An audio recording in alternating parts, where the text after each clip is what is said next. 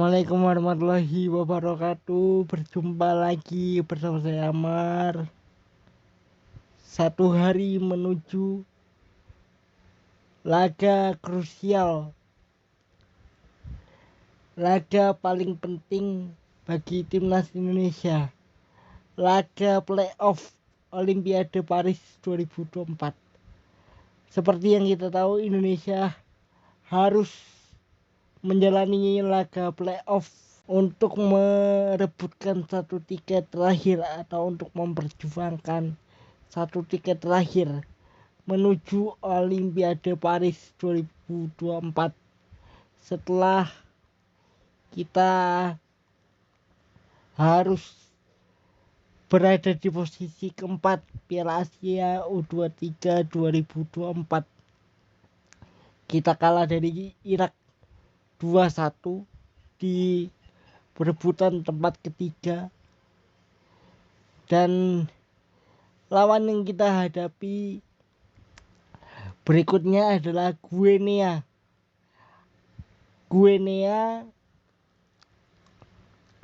tim Afrika. Mereka juga kemarin tim debutan di Piala Afrika, tapi mampu menempati posisi keempat, sama seperti Indonesia, tim debutan tapi langsung meraih posisi keempat, yang mengharuskan Guinea berjumpa dengan Indonesia. Laga ini akan berlangsung di Clairefontaine, Paris, hari Kamis besok pemirsa. Dan tentunya harapan masyarakat, harapan kita semua adalah Indonesia mampu meraih kemenangan menghadapi Guinea, karena jika kita kalah, impian kita lolos ke Olimpiade akan pupus. Nah, di video ini aku akan bicara apa sih kekuatan dari Guinea. Kekuatan dari mereka ada 2-3 yang aku catat ya. Ada 2 minimal yang aku bisa kasih tahu ke kalian. Yang pertama adalah aspek fisik. Orang-orang Afrika biasanya, atau tim-tim Afrika fisiknya kuat. Otomatis para pemain Indonesia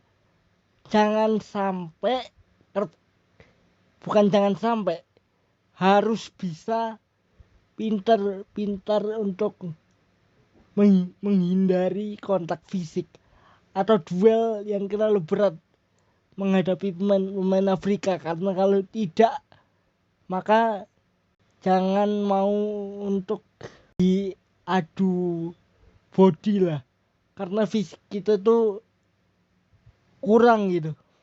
Ada beberapa contoh, misalkan ketika kita menghadapi Uzbekistan, itu kan kita kalah fisik karena mungkin juga kelelahan kali ya, karena kita harus bermain 6 hari secara berturut-turut, istirahat hanya punya waktu 2 hari sampai 3 hari. Otomatis fisik Indonesia terkuras, apalagi menghadapi Uzbekistan yang posturnya tinggi besar, fisiknya kuat. Ya, kita akhirnya harus kalah kan.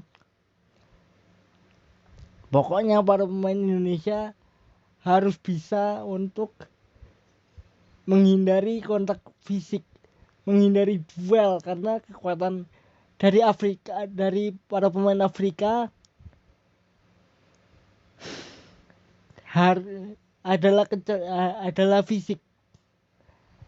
Mereka pasti mengandalkan fisik untuk duel, untuk rebut bola, apapun mereka lakukan menggunakan fisik mereka yang kuat. Yang kedua adalah kecepatan. Pemain Afrika itu cepat-cepat. Jadi para pemain belakang Indonesia harus bisa menghandle kecepatan yang dimiliki oleh para pemain Afrika. Para pemain Guinea. Sehingga mereka tidak ada tidak ada cara untuk menembus pertahanan Indonesia.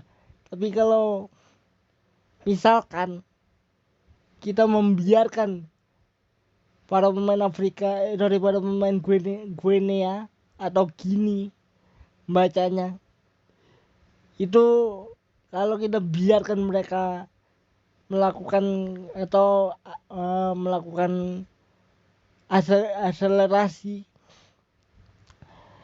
maka itu akan sangat berbahaya. Apalagi pemain Afrika itu biasanya menusuk masuk kemudian melakukan umpan. Itu harus ada pemain Indonesia yang aware, yang fokus untuk mengantisipasi pergerakan dari lini kedua para pemain Guinea. Harus ada 4-5 orang yang menjaga Guinea. Tapi menjaganya harus, kalau ada yang lepas satu, harus ada yang cover. Misalkan kalau pertama Arhan maju, harus ada yang cover. Entah itu Dewangga, entah itu Elkan Bagot. Mereka harus melakukan cover, melakukan penutupan ruang sehingga para pemain Guinea tidak memiliki cukup banyak waktu atau cukup banyak ruang untuk mereka passing, umpan, lari itu. Tapi kalau kita membiarkan mereka bebas melakukan kreativitas, melakukan shooting, umpan, maka kita akan kerepotan. Ini adalah lini tengah Indonesia jangan sampai kehilangan bola. Jangan terlalu banyak kehilangan bola. Posisi Ivar, Jenner, posisi Nathan, Joaon, jangan sampai kehilangan bola.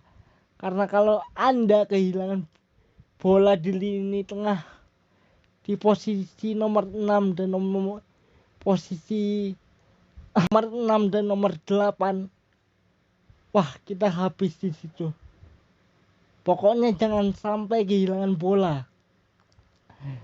Lini belakang masih menjadi tanda tanya. Apakah Elkan, apakah Justin bisa dipanggil? Saat video ini aku buat, Elkan dan juga Justin Hubner belum dilepas oleh klubnya Cerezo Osaka dan juga Ipswich Town. Belum ada pernyataan resmi dari klub kedua pemain ini. Apakah kemudian Hubner kemudian akan dilepas oleh timnya, karena kita butuh. Karena kalau Elkan, dia sudah menyelesaikan musim di Liga Inggris itu, buat Elkan sudah selesai, sudah tidak memainkan laga lagi. Artinya adalah Elkan sudah bisa untuk kita tarik ke tim nasional karena dia dipinjamkan ke Bristol Rovers. Sementara Bristol itu sudah tidak memainkan pertandingan lagi. Kalau ada orang yang bilang kenapa kita butuh Elkan, butuh Justin, yaitu supaya kalau amit-amit ada pemain kita yang cedera nantinya, ada yang backup, ada yang cover gitu loh. Kalau misalkan ya, kenapa kita, sorry ini aku harus menyinggung ini sih karena agak gatal sebenarnya. Kenapa kita naturalisasi Yang pertama, supaya kita ada backup. Kalau misalkan ada pemain yang mengalami cedera, maka ada pemain yang siap untuk menggantikan posisi pemain yang lagi absen gitu loh. Nah, kita kembali lagi, yaitu kenapa kita butuh Elkan dan juga Justin? Jawabannya satu, Elkan dan Justin kita butuhkan. Simpel kan? Supaya lini belakang kita lebih kokoh, lebih kuat. Semalam kita, terutama saya, sudah mencoba untuk meminta izin ke klubnya Justin. Ya, meskipun menggunakan bahasa Indonesia, tapi aku mencoba untuk meminta izin ke Cerezo karena aku rasa aku pun perlu, karena ya ini bukan aku doang, aku yakin semua masyarakat Indonesia melakukan hal serupa gitu loh, supaya lini belakang kita lebih kuat, supaya Hernando Ari dapat perlindungan di lini belakang. Yang ketiga adalah Guinea itu mereka mengandalkan kerupas membelah lautan. Artinya kita harus bisa mengantisipasi bola-bola kerupas dari para pemain Guinea yang membelah pertahanan lawan. Dan kemudian ada pemain depan yang tiba-tiba lari. Dan kita harus bisa memperangkap offside mereka dengan cerdik. Memperangkap offside mereka dengan cerdik. Artinya kita harus mempunyai trap atau jebakan offside yang begitu efektif. Kalau tidak, maka gol akan tercipta ke gawang Indonesia. Jadi ini satu-satunya cara Indonesia untuk lolos ke Olimpiade lewat jalur terakhir, playoff. Jadi terima kasih dan selamat berjuang untuk timnas Indonesia. Sampai jumpa lagi. Assalamualaikum warahmatullahi wabarakatuh.